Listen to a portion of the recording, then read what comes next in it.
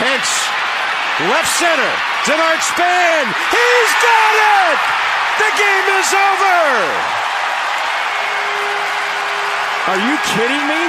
Given the situation, Denard Span's best play of the year as a new Washington National. I mean, shades of Roger. Yeah, that catch is still incredible, honestly. But we welcome in a man whose time in the big leagues you could say spanned for over a decade.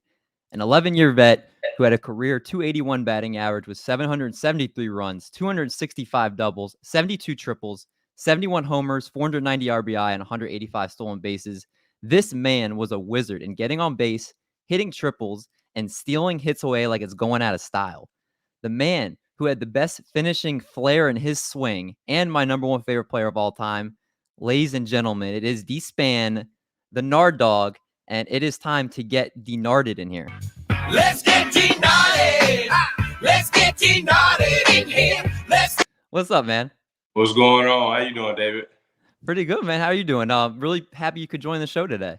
Oh, man, I appreciate you having me, man. I want to say I apologize. I know you've been asking for some time, and I finally got back to you, and I'm happy to be here, man. Hey, I know we were talking a little bit before the show started. Just the fact that you gave me the time, it's more than appreciated, man. I regardless of how long it takes to coordinate it, it's just I know your time's valuable, so it's a pleasure to have you on the show. And like we said before, number one favorite player all time. And it's honestly a dream come true for me. And there's a lot I want to talk to you about your career, but I just want to make sure before we get started, is everything good with the Span family and everything kind of with the weird times that we're in right now? Yeah, man. Everybody is good. It's actually my youngest son's birthday today, so he turned 2, and everybody's healthy, everybody's great. But today, we're going to be celebrating my 2-year-old now, and making sure he has a great day. Oh man, well, happy birthday to your 2-year-old. You guys got any? You guys doing like a big like outdoor party celebration for him, or this week?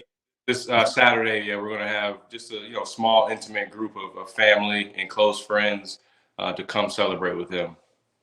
That's awesome. Well, I definitely won't hold you up a lot today, especially on a big day of your son's birthday. And but I'll get us started right with your career here.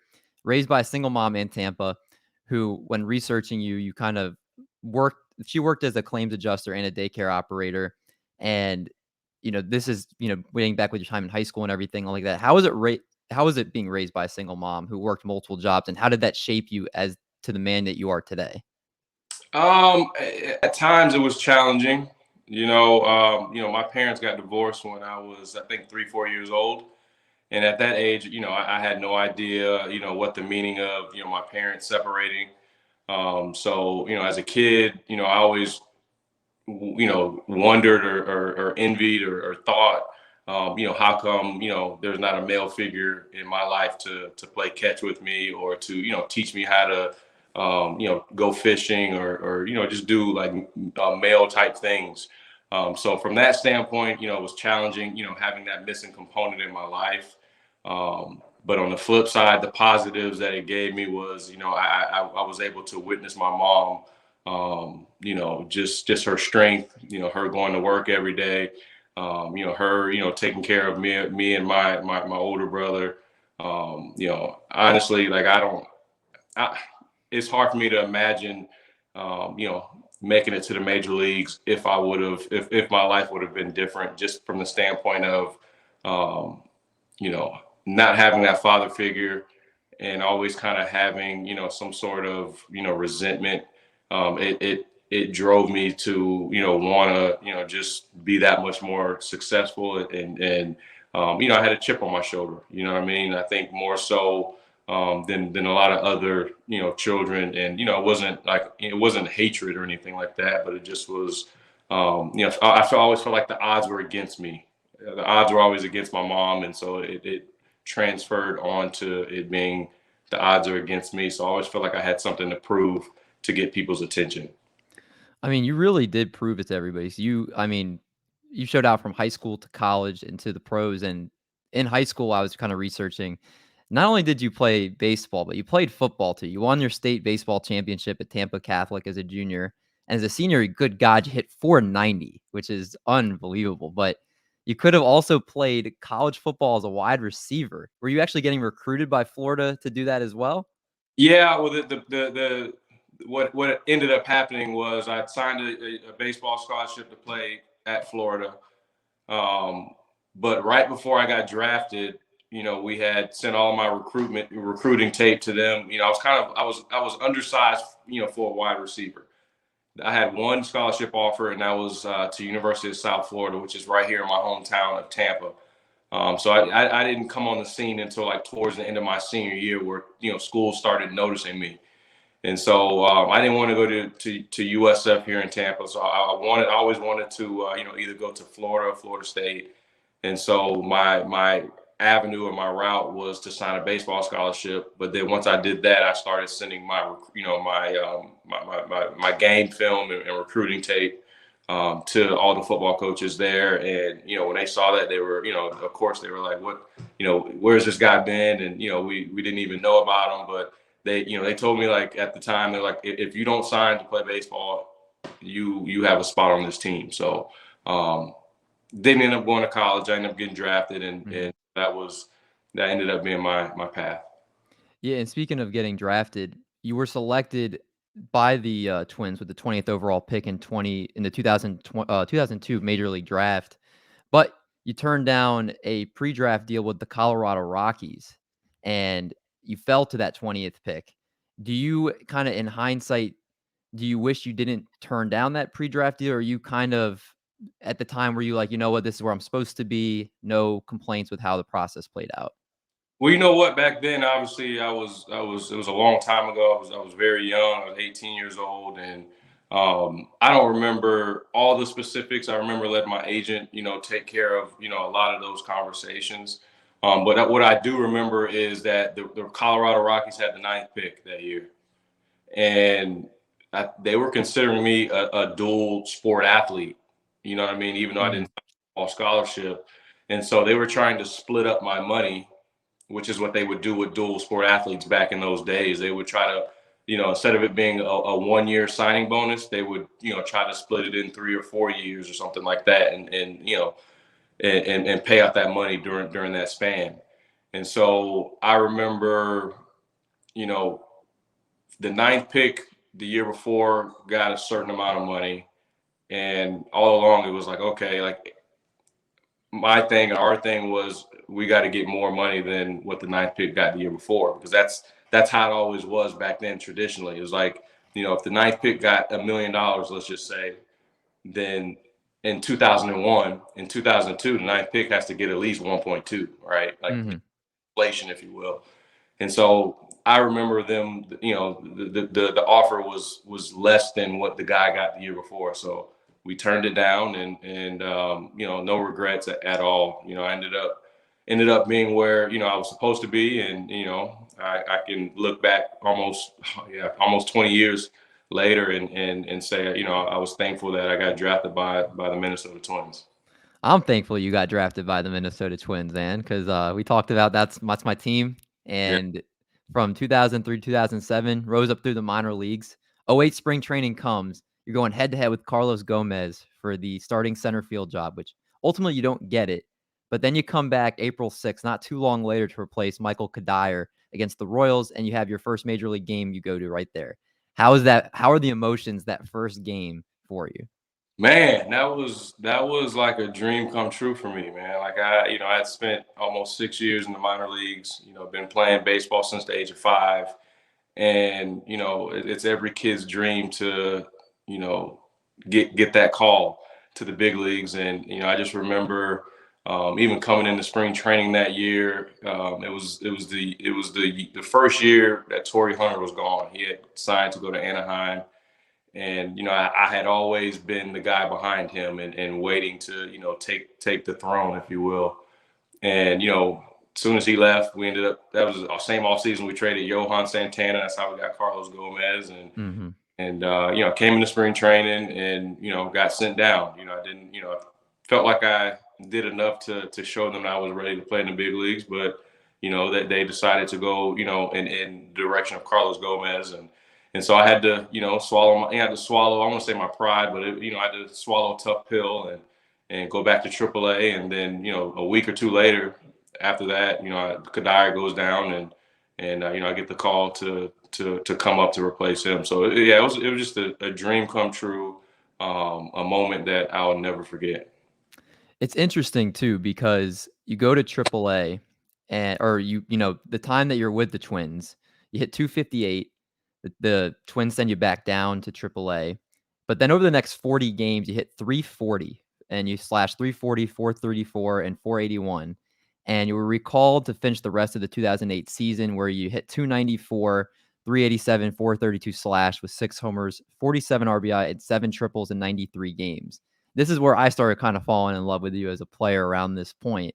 So I'm curious, what did you make any adjustments once you get sent down, or once you got sent down to AAA during that time that you feel were really beneficial and big for you for your kind of resurgence to the major leagues?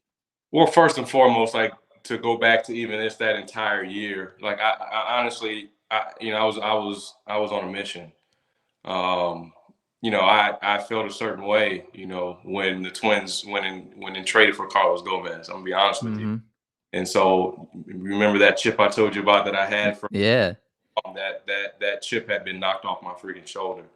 And so, I knew that I was at a point in my career where it was a make or break, time for me. It was either I was going to ascend to be an everyday major leaguer, or I was going to always be that 4A player, up and down bench player.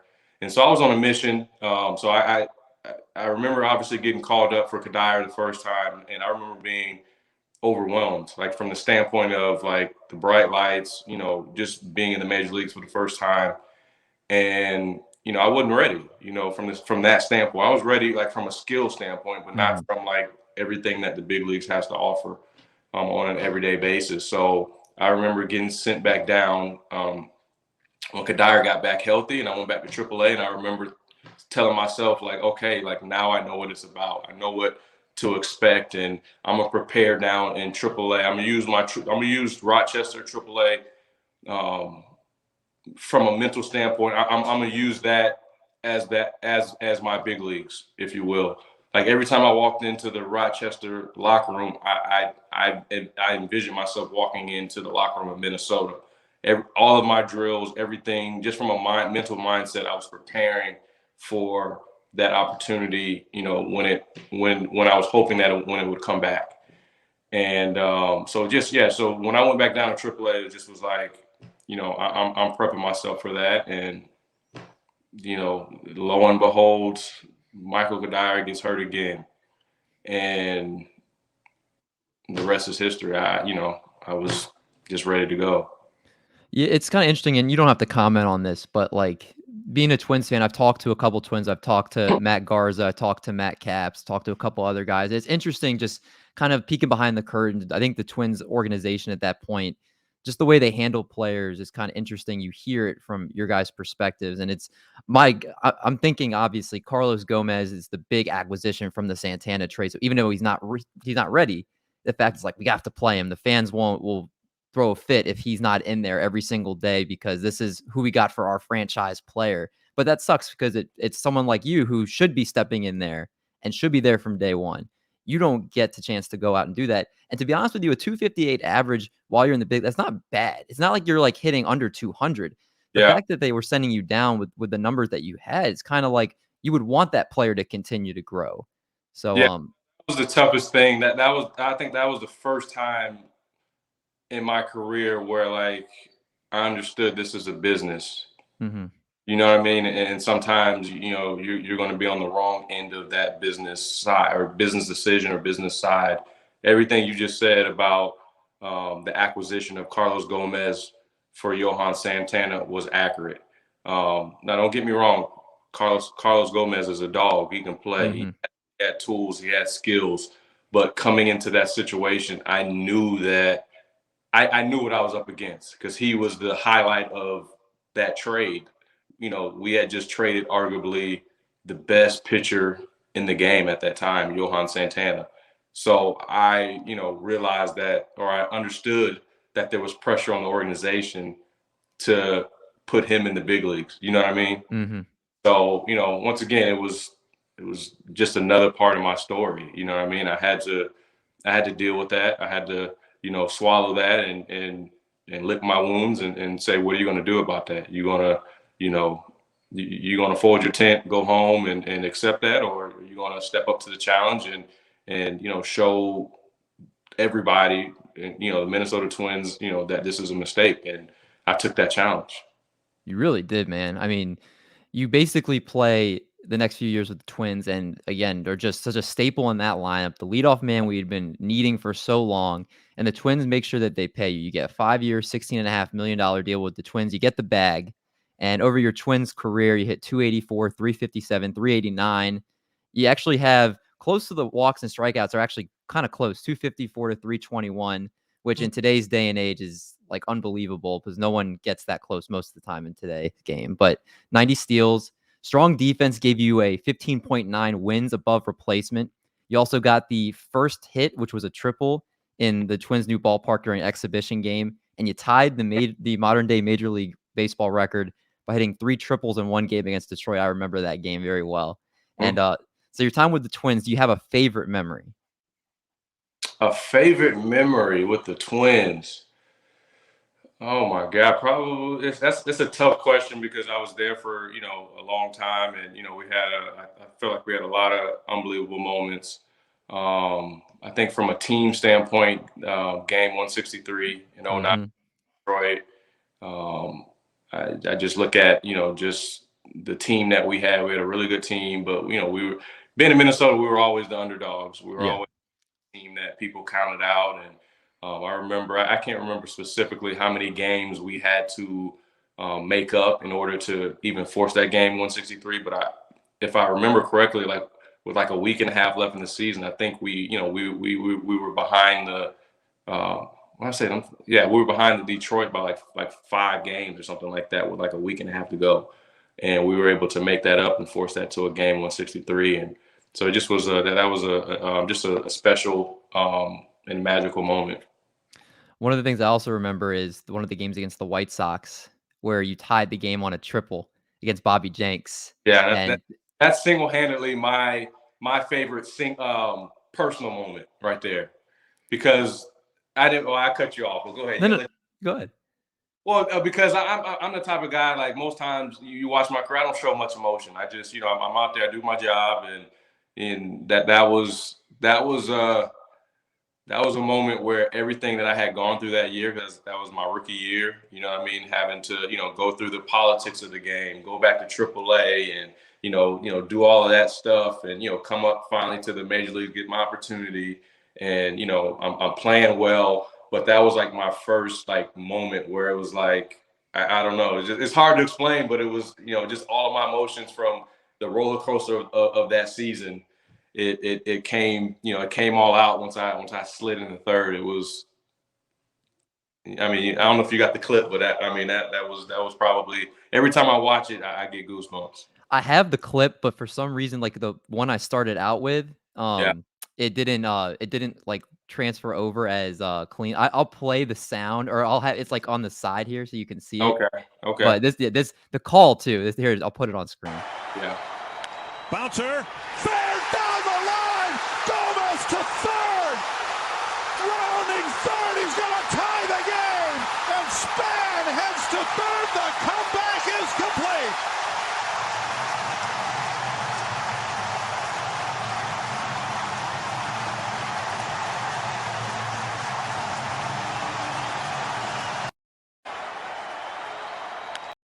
I forgot that it doesn't the sound. Yeah, I can't. It was saying tap for sound, so maybe that was it. Maybe I didn't tap it, but what were you saying? I was saying like you could just hear the emotions in the guys' voices, the people calling the game, and like you said, you see yourself like going there, you're fist bumping, you're like you don't see that from you. You're right. Yeah. And it's incredible, man. It was like that was when I think Twins Nation was like Denard Span is here and he's not going anywhere. Yeah, that's why I think that's where the emotion came out, because it was like, I'm here to stay. Like I'm this isn't no fluke. Like this is my job. This is my spot. I was groomed to be, a Minnesota Twins center fielder, and I'm posting my stake here. So yeah, it was a special moment. Yeah, and obviously you had some good years in Minnesota. I was very shocked. I know your name had been floated around in trade rumors in the past because the Twins kind of were fluctuating out of contention. You were obviously one of the most attractive pieces on that team. You considered a very team friendly contract, great locker room presence, great defensive player, leadoff guy. Like you had every check mark like down your name there, Yeah. and you were traded eventually to the Nationals, which I was like, you know what? He's going to get traded from my favorite team. At least he's going to be traded to the team that I can watch every single day on my TV. So Yeah. I was like, I guess that's the one silver lining in the trade. You go for Alex Meyer, and I remember, at that time message boards were a big deal, and every single buddy on the Twins message board was like, why do we do this? Like Alex Meyer, this is, if we're trading Denard Span, a bigger package than this. I was shocked at eventually how things kind of went down there. Were you blindsided with the trade? I mean, like we said, kind of it was floated out there, but did they at least give you a call before you were traded? Yeah, I got a call. Terry Ryan, who was the GM at the time, he hit me up before the trade actually went public. You know what I mean? So he definitely gave me a heads up, which I appreciated. As far as blindsided, like you said, I think the trade rumors had started the year before, and I was surprised because I wasn't surprised when the trade actually went down. I was more surprised the year prior to that, once my name started being thrown up in trades and stuff like that. And the reason being was because I signed a team friendly contract, and it was honestly to stay in Minnesota. You know what I mean? I thought that when I signed that contract for 5 years, I thought that I would be there for at least four of those years. And here it is. I'm in I think the second year of that contract, and I'm getting talked about being traded. So from that standpoint, that it caught me off guard. Bothered a little bit because once again I bled Twins colors, but other than that, like I said, Terry hit me up, and I was obviously down for a second, but once I think once I realized I was going to a pretty special ball club in the Nationals. They had a lot of talent. They were on the ascend, and I got really excited. Yeah, one of the guys on the ascend there was Bryce Harper, who once you got there, he moved to left field, kind of took some pressure off defensively. You took over center, and you kind of seemed like you were a mentor to him, kind of had that mentorship role. What was it like being in the outfield with Bryce? It was awesome, man. He's at that time I think he might have been like 20, 19, 20, 20. I don't even think he was 21 yet. So he was just wet behind the ears. And I just tried to, and also too, he was new to playing outfield as well. And so I just on a daily basis would just try to give him little pointers and tips that that helped me to try to help him improve his outfield skills. And but you talk about a guy that every day he brought it. You didn't have to worry about his effort and his desire to win, and obviously his skill set. So in a lot of ways, we learned a lot from each other. So he was one of my favorite teammates for sure. Yeah, one of the things that was really cool about you coming to Washington is, well, like I said, I was able to watch the games and kind of just hear you talk and kind of hear you talk about your game, hear the announcers talk about your game a lot more. And one of the things that I never realized until it was brought on a broadcast one time is that you almost never dove for balls, is because you played the outfield so well. And Yeah. people don't understand that. They look for the flashy plays like, oh, he's making diving catches. He's a great center fielder. Yeah. You were such a great outfielder that you had the track to the ball, the way you would go, the routes you would take. You didn't need to dive. And that was brought up on a broadcast one time. Now, is that just from like a mix of when you played football, being able to track the ball, doing that? Was it just like, how did you learn to become such a good defensive center fielder? I think for sure football definitely helped me as far as just, learning how to, time up, or learning how to, run direct routes. So for sure, football, I was a wide receiver in football, so that definitely helped. I think, I didn't like to dive head first. Like I would kind of like slide, like a sliding catch, I would do that. But as far as like laying my body out, like straightforward, I just never, honestly, I never could do it, to be honest. And I think I did it once when I was a kid and I got hurt. And so from that moment on, I was like, you know what, I'm not going to do that because, just so many different injuries, shoulders. I've seen guys, throw their shoulders out, landing, landing onto the ground and, just in an awkward way. And so for me, it was like I made sure that, my jumps were on point and made sure that my routes were on point so that I didn't have to do that. You know what I mean? And so I think in a lot of ways that penalized me, as far as this is before all the analytics were out, you know what I mean? And people were getting gold gloves for, making all the spectacular diving catches. And, my catches weren't as spectacular, but I think it was because of what you just said. Yeah, and I think the really hardcore baseball fans know you should have some gold gloves back there because one. And that bothers me. I should have at least one, but it is what it is. Yeah, but there was one thing you do have that. Do you remember your hit streak? Do you remember how long it was?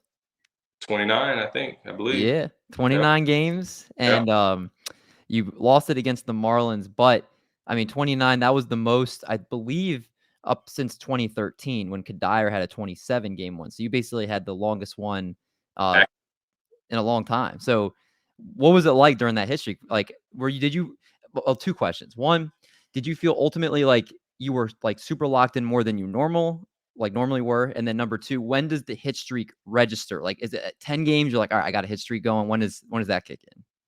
I definitely felt like I was locked in. That whole season, it was my first year in DC. So like, it was like a culture shock for me. I'd been in the Twins organization for 10 years.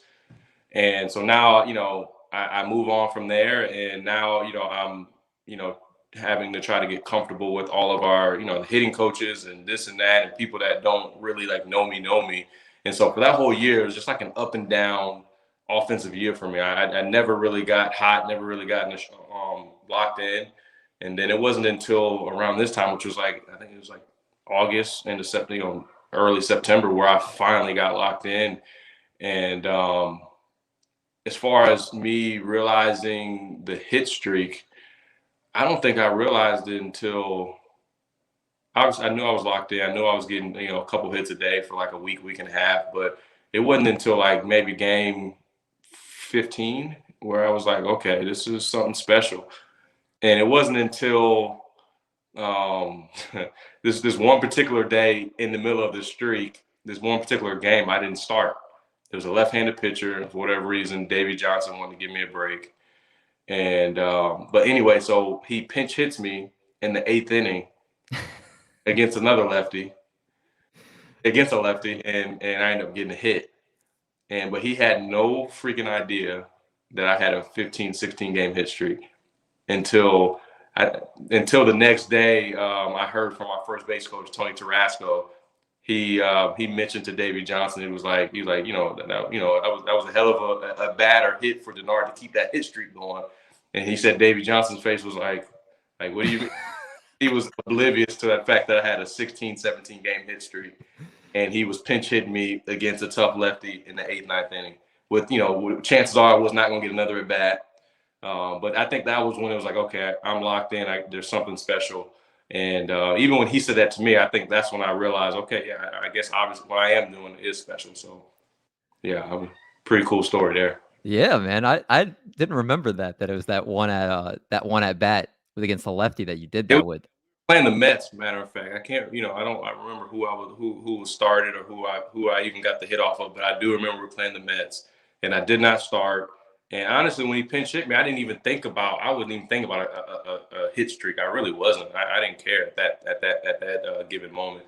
I think when I got to around 20 games, that's when it was like, okay, like I'm all in. Let's go. Like, I want to try to extend this as long as possible. But that's when I started to, feel the heat and the pressure. Yeah. Keep it going. Yeah, I can't even imagine. Like you said, when you get around that 20 game mark, you have like TV keeping track of it too. Like, know, I know SportsCenter will like lead off when you to like 30 or whatever. They're like, you're at bat is the first thing they're showing on TV. I can't even imagine that type of pressure that's starting to go around you once you get to those types of numbers for sure. It was cool, man. I tried to, once again, I tried to be as cool, calm, and collected as possible. But I remember it ended on 29.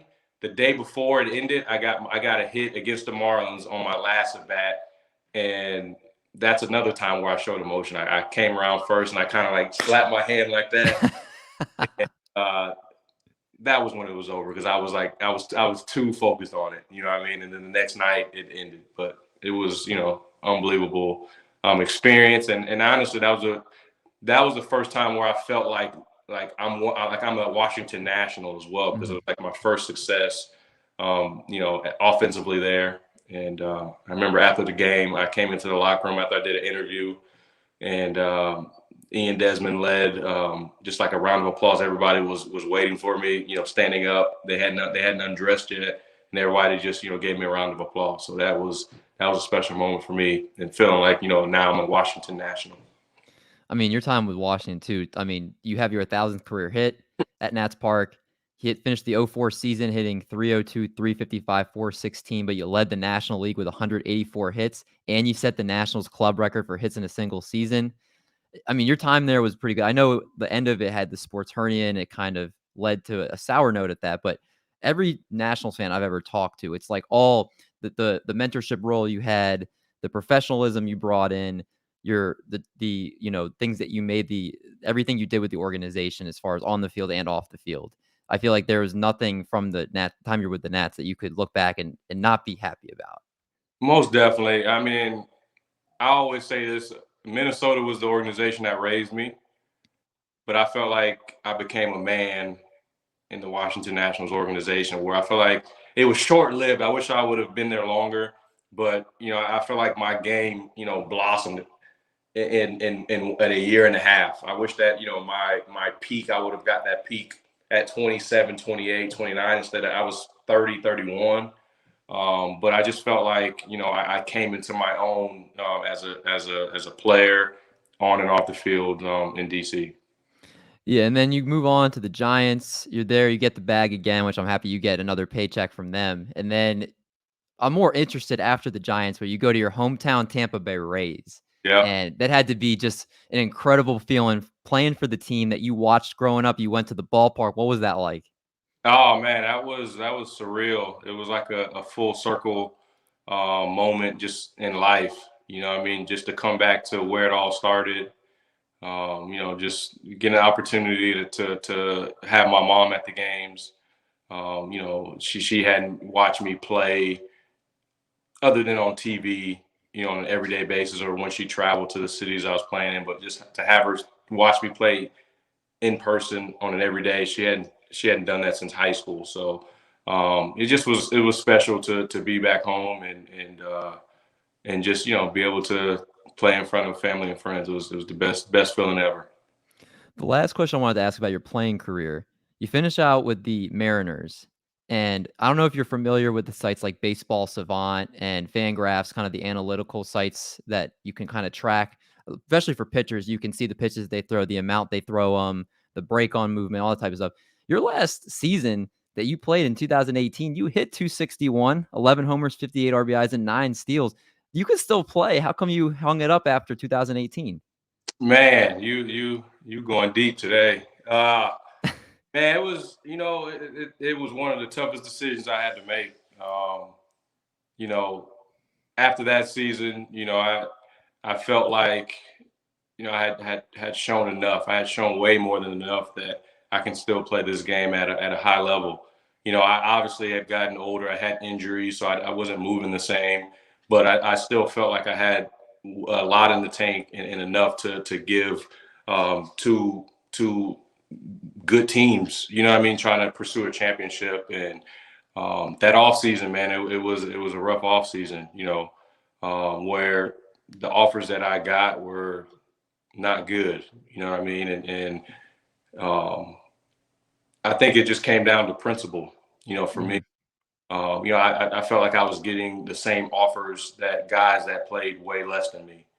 You know what I mean? And so for me, it was like, I honestly feel that if I would have had a terrible season in 18 or had an injury, I probably would have played 2 or 3 more years. Mm-hmm. Because I would have had that chip on my shoulder to say, I have to go prove everybody wrong. You know what I mean? That I was hurt last year, or I didn't play well last year. But for me, after having a productive season, and then, you know, the offers that I was getting basically were, you know, minor league deals, which was deals that you got to come in and you got to prove yourself. And for me, it was like I just proved last year I can play at a high level. And so for me, it was like I don't have anything to prove. Like I proved it last year, and if you know nobody can see that, then maybe it's time for me to move on. You know, and you know, just from and also just from a personal standpoint, I'd gotten married a couple years before that. We had a son, and my wife was pregnant with my second son, and for me, it was like if I'm going to, you know, sacrifice time away from them and, you know, bring them on this journey with me on the road and, you know, all, you know, to the West Coast or wherever, like, I got to feel like I'm getting treated fairly. You know what I mean? I didn't want to, I didn't, it wasn't that I was above a minor league contract or anything like that. Like, if I deserved a minor league contract, I would have signed it and I would have said, let's go strap it on. I'm going to show you guys I can still play. But I didn't feel that I needed to do that or I should be in that situation. So for me, once again, I felt like if I'm not going to be happy or joyful, you know, playing this game that I love so much, then it's time for me to remove myself and come home to my family. But I mean, it's a decision that, you know, still bothers me to this day that my career ended that way.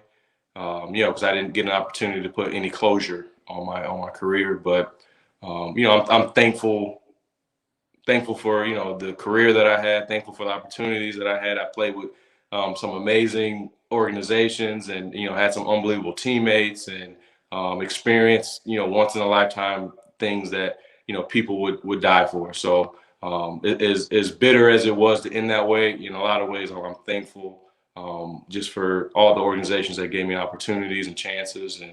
And you know, I'm happy, you know, like I said, my son's birthday is today.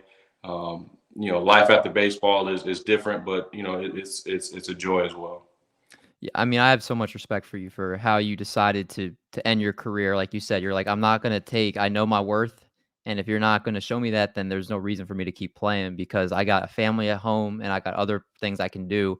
I don't, you know, I proved myself and I've done what I've needed to do. So I mean, already my favorite guy, even more so when hear stuff like that. And it sucks that teams didn't recognize it more because, like you said, you could easily looks like had another couple seasons in you. But I am interested in a couple questions about your post career. You announced that you were hired by the Tampa Bay Rays as a special assistant baseball operations this year. I'm kind of curious what tasks like do they have you usually do when you're a special assistant in that? And then do they? I know the Rays are super analytical, so are they having you do that type of stuff where you're looking at, you know, fan graphs or baseball savant and scouting certain players? What do you usually do for them? Honestly, it's a little bit of everything. What you said right there, as far as from the analytical standpoint of the game, like this offseason starting to dive into, you know, how we evaluate players. You know what I mean, and you know, just the different models that are put together, you know, to give us an edge, and so, you know, that's been very insightful, intriguing. You know, just getting an opportunity to see the game from a different perspective, right? And you know, putting my ego aside, putting my experience aside from that aspect, and you know, being a student of the game. And so that's one aspect of it. The other aspect is, you know, when I bring my ego back and bring my experience back, and, you know, try to help the organization, you know, whether it's from player development, you know, coming in trying to be a mentor for our younger players, and just, you know, leveraging, you know, my experience and, you know, just I think just being a resource for the players, for the staff, for everybody that's involved with the organization. And that kind of brings me because I don't know if you realized that there was a Washington Post article saying that you could potentially be a candidate for the new color commentator for the Washington Nationals. That rumor stops now, right? You're sticking with the Rays organization in that role? Yeah, I haven't heard anything from Masson or from DC to Nationals or anything about that. I saw that article. I was real flattered that they mentioned me, but Yeah, I haven't heard anything from that. So yeah, I don't plan to leave, my position. Would you do that if the Rays came calling for color commentary? Would you do it? Yeah, I'd be open to it. I'd be open just to the challenge of doing it, just to see if I enjoy it and see if I'm good at it. So I would definitely be open to doing it with the Rays or anybody, to be honest. I think you'd be awesome at it. I know the exact excerpt from the Post article was that you were aggressive play style, speed, defensive flair, but in interviews you talk straightforward, have one of the brainiest minds in baseball, and that would be a good fit. I would love to see you on the mic. So maybe one day you could do like a dual role, like part-time color, do some front office. That'd be pretty cool. Yeah, I would definitely be open to that, man. And I got to get me a microphone like the one you have. Yeah, But man. yeah, that would be that would be cool. That'd be cool. You never know. I'm keeping all of my options open right now. I love that. Can you tell us about your nonprofit that you and your wife founded called the Denard Span Foundation?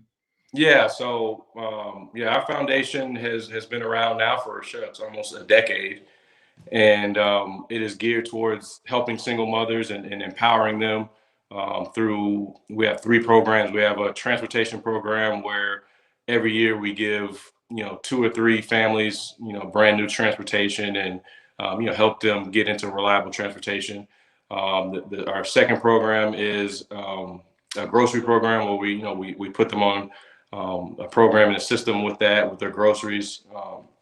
And then the third one is an educational program that we haven't quite kicked off yet. We're still trying to figure out how we want to do that, as far as whether it's helping high school kids or helping high school kids transitioning into college with a scholarship. But obviously the inspiration came from being raised by a single mother, and all the families that we help are 99.9% single mothers, and that's something that's near and dear to my heart. Watching my mom do what she did as far as raising me, and now being a father, and but having both parents in the house.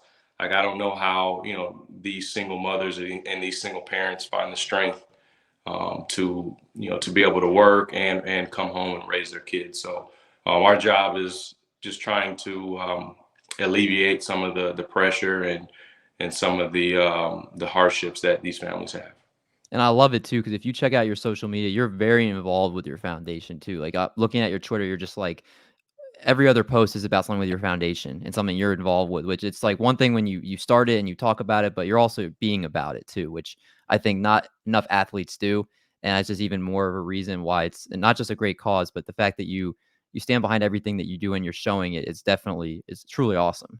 Most definitely, man. Like, and I'd be lying to you. I'm being honest with you. Like, there's times when it gets discouraging, because it's a lot of work, and a lot of it is us asking for people support. And I've never been a guy that liked to ask people for anything. And so, but to transition to, like, once we do something special, and we're able to bless these families, and you see the reaction of a life-changing moment for these families, it does something to you. You know what I mean? It does something to me, at least, and touches my heart, and it keeps me wanting to grow my foundation and just do more. So this is for sure my foundation is like my why. This is my purpose. I really feel like.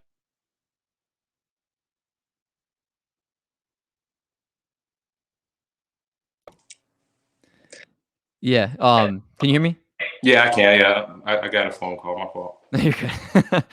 We're talking with Denard Span, one of the best defensive outfielders to ever play the game, on base machine, and should be a Gold Glover. Should be a Gold Glover. I don't know why there's not one behind him on his mantle there. Denard, we'd like to get our guests out of here with a little rapid fire, some questions you probably have never been asked before. You game? Let's go. Let's do it. All right. Question 1: hit a home run or make a web gem? Web gem. My man. Go a month wearing a cape or an eye patch? Okay. All right. Dunkaroos, Scooby-Doo fruit snacks, or Wonder Ball? Dunkaroos. I'm on board. All 3 for 3 so far. You versus Carlos Gomez, both in your primes in a 40-yard dash. Who wins? Woo! Woo! Ooh, I'm not gonna ever say I'm gonna lose to anybody. I'm gonna first say that. So, out of respect for him, I'm gonna say it's a tie. Ah, there we go. Hey, that's the competitiveness I'm seeing there. That means I got a lot of respect for him because I Hey. don't never say nobody can beat me in nothing, especially in my prime. That's the mindset I was brought up with. You can't. I don't see anybody, but he was a dog. He was explosive, fast, and I'm able to concede to a tie. All right, I dig it. I dig it. Would you rather be able to talk to your past self or your future self? Ooh, that's a good one there. My future self. And any advice you give him? Anything specific? My future self would it would probably, I don't know exactly off the top of my head, but it would probably be something dealing with my past, something like the mistakes that I made in my past, to remind myself, hey, when you're down and out, or when you feel like the world is against you, or you feel like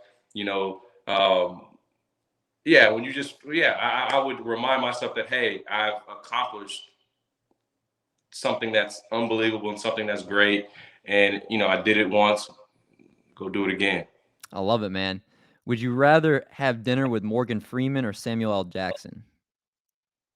I go Samuel L. Jackson. Yeah, I pick him too. Is a hot dog a sandwich? No, Why not? because it's just not. I don't know. There's 2 slices of bread. No. That's not where I'm from. It's not a sandwich. All right, this is an important question. Do you pull your toilet paper from the top or the bottom? I think I do both. What? I think so. I don't know. I don't think I've ever got, because I'm wondering. I'm trying to picture if I have both hands, or if I got my phone in my hand. So it could depend on how many hands I have free. I guess I don't know. You don't put the roll on the same way each time, where you have to be able to pull it from No, the I top? don't. I don't. All right, Just well, throw it on there. What do you do? I'm a bottom guy, man. Like, I think it's like easier just to scoop from the bottom. Like, I feel like I can get a cleaner pull off of it. I don't know. You're probably, yeah, you're right about that, but I never thought about that. I'm gonna definitely start paying attention to that. All right, last one I'm gonna ask you. Most likely to happen, you hitting a home run off Jacob deGrom right now, or me getting a base hit off of a single A pitcher with no baseball experience, past playing a little bit in high school. You probably getting a hit off a single A player. I give you that. Oh, really? Oh man, I wasn't expecting that. I give you that. Yeah, I mean, I can't imagine trying to hit a home run off deGrom, man. That dude's another Especially breed. right now, I haven't touched the bat in, I don't know. I haven't taken a real meaningful swing since I retired. So Really? yeah. I'm kind of shocked. I thought that maybe it's like I would go out, just like get the cage a little bit, just cut. I guess you've done it for so long, it's kind of like I'm done with that type of thing. Even though I still feel like I had some left in the tank, I emptied my clip.